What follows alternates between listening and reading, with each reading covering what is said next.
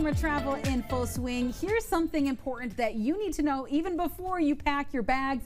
Federal law now requires all adults 18 and older to present a real ID to fly within the United States and to enter most federal buildings. So joining us today to explain what this means for us Michiganders is Katie Tucker, personal injury attorney at Sinas Dramis Law Firm here in Lansing. Katie, always wonderful to see you. Great to see you as well, Nicole. Thank you for having me again. Yes, because this is very important because this is fairly new and everyone is talking about it. But first, let's break down what exactly is a real ID. Yeah, so a real ID is a state-issued ID that is designed to improve security by making it more difficult for someone to use a fake ID to access a high-security location. You'll know if you have a real ID if you have a star in the upper right-hand corner of your identification card. In Michigan, the star can either be in a gold circle or in the shape of our C. Okay, easy to see and to recognize, but where do we need to show a real ID once we have it? Yes, effective as of May 7th, 2025, you will need to show a real ID to board most flights domestically as an adult. Children do not need a real ID, but anyone over 18 does,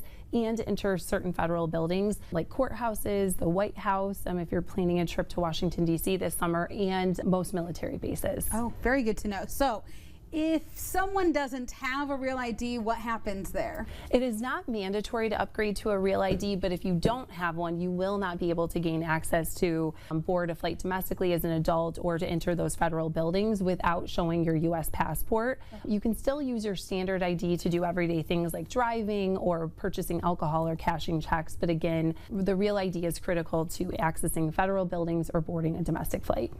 So how can us Michiganders get a real ID if we haven't gotten one already? It's really easy, fortunately. You can simply go online, make an appointment at your local Secretary of State office, and you want to bring 3 things with you. You want to bring your current state-issued ID, get certified copy of your birth certificate or a valid U.S. passport, and any legal name change documentation that you have. So if you've changed your name, at some point you want to bring documentation of that with you. And with those documents, you will be able to get that real ID. Also important to know that if you already have an enhanced ID, that can be used for travel and to enter certain countries like Mexico and Canada and certain countries in the Caribbean. So if you have the enhanced ID already and you're planning a trip to any of those destinations, you're set for the summer, but it is still recommended to get the real ID. All right, well, thank you so much for breaking all of that down and putting something on our to-do list if we haven't already. But thank you so much. And remember, if you have a legal question and want it answered, head to sinusdramis.com. All the information is right below on our screen. But thank you so much for stopping by. Thanks again, Nicole. Happy and safe travels to everyone. Absolutely.